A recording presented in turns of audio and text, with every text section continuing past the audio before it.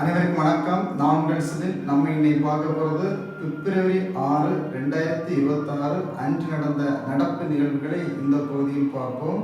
இந்த பகுதி மாநில அளவில், தேசிய அளவில், சர்வதேச அளவில் நடந்த நிகழ்வுகள் அனைத்தும் போட்டித் தேர்வுக்கு மிகவும் பயனுள்ள வகையில் இந்த பகுதியில் நாம் காணலாம். முதல்ல நம்ம பார்க்க போகிறது where is Tamil Nadu first glow garden inaugurated. தமிழ்நாட்டின் முதல் ஒளிர் பூங்கா எங்கு திறக்கப்பட்டுள்ளது? ஒளிர்பு பளபளப்பு பூங்கான்னு சொல்லுவாங்க. இப்போ தமிழ்நாட்டின் முதல் ஒளிர் பூங்கா எங்கு திறக்கப்பட்டுள்ளது? இது எங்கு திறக்கப்பட்டுள்ளதுன்னா மாமல்லபுரத்தில் திறக்கப்பட்டுள்ளது. இந்த மாமல்லபுரம் எந்த மாவட்டத்தில் இருக்குன்னா காஞ்சிபுரம் மாவட்டத்தில் இருக்கு. காஞ்சிபுரம் மாவட்டத்தில் உள்ள மாமல்லபுரத்தில் தான் ஒளிரும் பூங்கா திறக்கப்பட்டுள்ளது. அப்போ இந்த மாமல்லபுரம் பேர் எப்படி வந்ததுன்னா, அந்த காஞ்சிபுரத்தை ஆண்ட ஒரு மன்னன் தான் முதலாம் நரசிம்மவர்மன். பல்லவ வம்சத்தை சார்ந்த முதலாம் நரசிம்மவர்மன். இந்த முதலாம் நரசிம்மவர்மனுக்கு ஒரு பேர் தான், புனை பேர் தான் மாமல்லர். மாமல்லர்னா குத்துச்சண்டை வீரர். எனவே இந்த மாமல்லபுரம் நகரை நிர்மாணித்தவரும் இந்த முதலாம் நரசிம்மவர்மன் தான். அதனால அவர்கள் பேரை இதில் வச்சுருக்காங்க மாமல்லர். மாமல்லன்னா குத்துச்சண்டை வீரர் தான் மாமல்லன்னு சொல்லுவாங்க. அப்போ இந்த பேர் இந்த பகுதிக்கு மாமல்லபுரம்னு வச்சுருக்காங்க. அந்த நகரை நிர்மாணித்தவர் முதலாம் நரசிம்மவர்மன். இந்த முதலாம் நரசிம்மவர்மன் புனை பேர் மாமல்லர். அப்போ அந்த ஒளிரும் பூங்கா எங்கு திறக்கப்பட்டுள்ளதுனா காஞ்சிபுரம் மாவட்டத்தில் மாமல்லபுரத்தில் தான் ஒளிரும் பூங்கா திறக்கப்பட்டுள்ளது. Where is Tamil Nadu first glow garden inaugurated? Mamallapuram, Kanchipuram மாவட்டம். What is the prize money given for Poompuhar state award? Poompuhar மாநில விருதுக்கு வழங்கப்படும் பரிசுத் தொகை எவ்வளவு? பூம்புகார் மாநில விருதுக்கு வழங்கப்படும் பரிசுத் தொகை எவ்வளவு? What is the prize money given for Poompuhar state award? இந்த பூம்புகார் கொடுக்கிறது என்னெல்லாம் கொடுக்குறாங்கன்னா 50,000 ரூபாய் 50,000. அடுத்த 4 கிராம் நகை, தங்கம் நகை. அடுத்த தாமிர பட்டயம், சான்றிதழ்.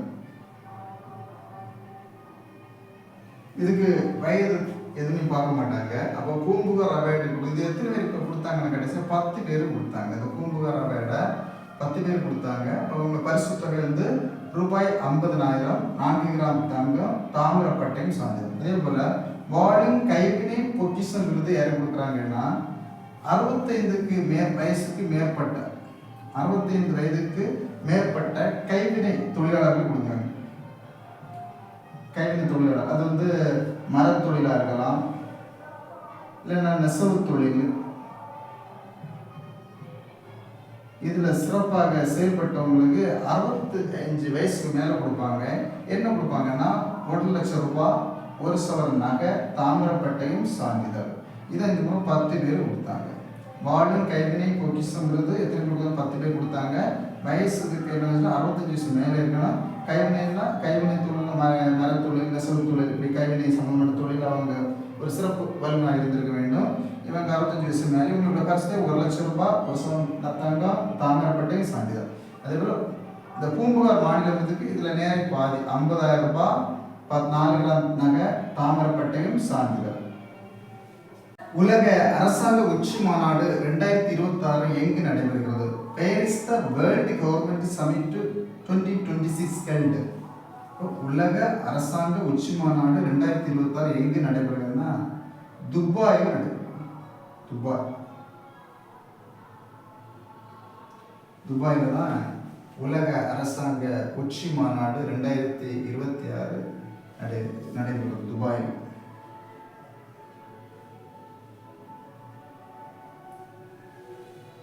உலக அரசாங்க உச்சி மாநாடு 2026 எங்கு நடைபெறும்னா துபாயில் நடைபெறுகிறது. Where is the world government summit 2026 Dubai. இது எப்பவுமே துபாயில் தான் தொடர்ந்து நடைபெறும். கடைசி ஒரு 10 வருஷமாட்டு தொடர்ந்து இந்த உச்சி மாநாடு எங்கே தான் நடைபெறும்னா துபாயில் தான் நடைபெற்று. இப்போது நமக்கு தங்கத்தின் விலை ஏன் திடீர்னு உயருதுன்னு பார்க்கும்போது, திடீர்னு உயருது. இன்னும் ஒரு 10,000 போடுச்சுன்னா நாளைக்கு ஒரு 1,000 குறையுது, திடீர்னு 5,000 போடுது. இப்படி ஒரு ஏழை மக்களுக்கு ஒரு எட்டாத கனியாக தங்கம் ஏன் இருக்குன்னு பார்க்கும்போது ஒரு சின்ன ஒரு காக்குது. USA, Iran Russia, Ukraine. ஒரு வகையில் இவங்களுக்கு இங்கே இந்த நாடுகளுக்கு இடையே ஏற்பட பதட்டம் இதுக்கு ஒரு முக்கிய காரணமாக இருக்கின்றது. இப்போ இன்னும் பொதுவாக அமெரிக்கா எக்கனாமிக் லெவலில் ஸ்ட்ராங்காக இருந்துச்சுன்னா தங்கத்தின் லெவல் வந்து சுத்தமாக போகும் நார்மலாக. இப்போ அங்கே திடீர்னு ஒரு பாலிசி சேஞ்ச் பண்ணுறாங்க, டேக்ஸை இன்க்ரீஸ் பண்ணுறாங்க, குறைக்கிற அப்படி ஒரு நிலைமை ஏற்படும் போது அந்த தங்கம், சில்வர், இதுக்கு தங்கம், வெள்ளி இந்த ரெண்டு விலையும் அதிகரிக்கின்றது. அப்போது இதுக்கு இன்னும் அது ஒரு ஃபேக்ட். இன்னும் பார்க்கும்போது அமெரிக்காவும் ஈரானும் உள்ள பிரச்சனை, ரஷ்யாவுக்கும் உக்ரைனும் உள்ள பிரச்சனை. ரஷ்யா உக்ரைன் பிரச்சனை கிட்டத்தட்ட 3 வருஷமா தொடர்ந்து போர் நடந்துகிட்டே இருக்குது. அதே போல் அமெரிக்காவுக்கும் ஈரான் சமீபத்தில் அந்த அமெரிக்காவுக்கு ஒரு பெரிய போர்ப்படை கப்பலையே ஈரான் சுற்றி நிறுத்திட்டாங்க, கடலை நிறுத்திட்டாங்க. அப்போ இந்த அமெரிக்காவுக்கும் ஈரானுக்கும் ஓமனில் ஒரு சுமத்தா போகிறது ஒரு பேச்சுவார்த்தை நடக்குது. அந்த பேச்சுவார்த்தை சக்ஸஸ் ஆகுது. அதே போல் ரஷ்யாவும் உக்ரைனுக்கும் அபுதாபியில் ஒரு பேச்சுவார்த்தை நடக்குது போரை நிறுத்துவதற்கு. இந்த ரஷ்யா உக்ரைன் போர் மத்தியஸ்தனம் பண்ணுறதுன்னா யுஎஸ்ஏ, அமெரிக்கா தான் மத்தியஸ்தனம் பண்ணுறாங்க. அப்போது இந்த பிரச்சனைகள் தங்கத்தின் விலைக்கு ஒரு முக்கிய காரணமாக இருக்கின்றது. ஒரு தங்கத்தின் விலை ஸ்டெபிளாக திடீர்னு உயருது, கொஞ்சம் கம்மியாகுது, மீண்டும் திடீர்னு உயருது. இது வந்து ஏழை மக்களை பெரிதும் பாதிக்கும் இந்த நிகழ்வு.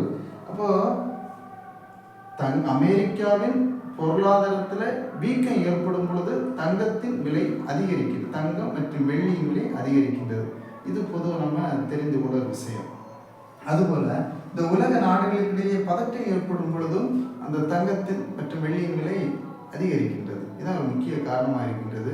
இதுதான் முக்கிய காரணம் மட்டும் இல்லாமல் இது ஒரு நிறைய காரணங்களில் இந்த உலக நாடுகளுக்கிடையே அமைதி இன்மையும், அதே போல் அமெரிக்க நாட்டுடைய பொருளாதார வளர்ச்சி வீக்கம் ஏற்படுவதும் முக்கிய ஒரு காரணமாக இதில் தென்படும். ஸ்வச்சதா பக்வாடா விருது 2025 வென்ற துறைமுகம் எது? Which port won the Swachhta Pakhwada Award 2025? இந்த விருது வந்து தூய்மை இந்த ஸ்வச் பாரத் திட்டம், தூய்மை இந்த திட்டத்தோடு தொடர்புடைய விருது. இது எந்த துறைமுகத்துக்கு கொடுத்தாங்கன்னா ஒரிசா மாநிலத்தில் இருக்க பாரதீப் துறைமுகத்துக்கு கொடுத்தாங்க. பாரதீப் துறைமுகம் எங்கன்னா ஒடிசா மாநிலத்தில் இருக்க துறைமுகம் தான் அந்த பாரதீப் துறைமுகம்.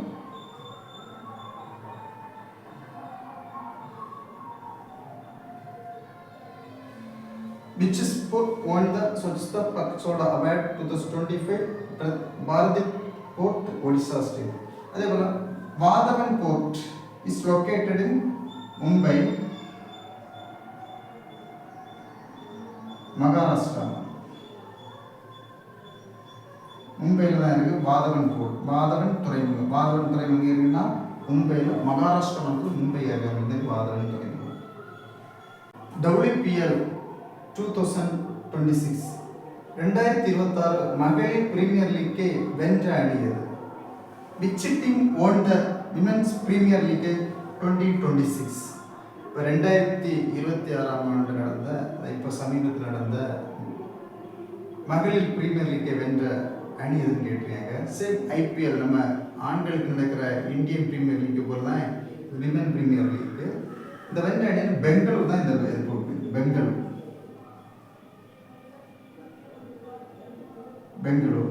இந்த பெங்களூர் அணி தான் இந்த இதில் ஜெயிச்சது. கேப்டன் யாருன்னா ஸ்மிருதி மந்தனா.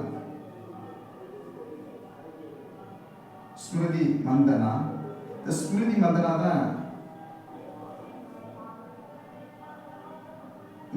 மந்தனா தான் அந்த கடைசி ஃபைனல் மேட்ச்சில் நல்லா விளையாடுனதுக்கு மேன் ஆஃப் த மேட்ச் கொடுத்தாங்க. அதாவது பிளேயர் ஆஃப்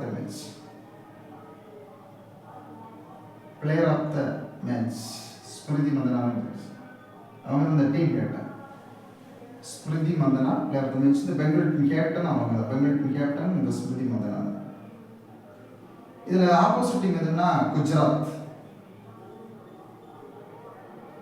இதில் பெங்களூரோட போட்டி போட்டு தோல்வி அடைந்த டீம் வந்து குஜராத். இந்த போட்டி எங்கே நடந்ததுன்னா பதோரா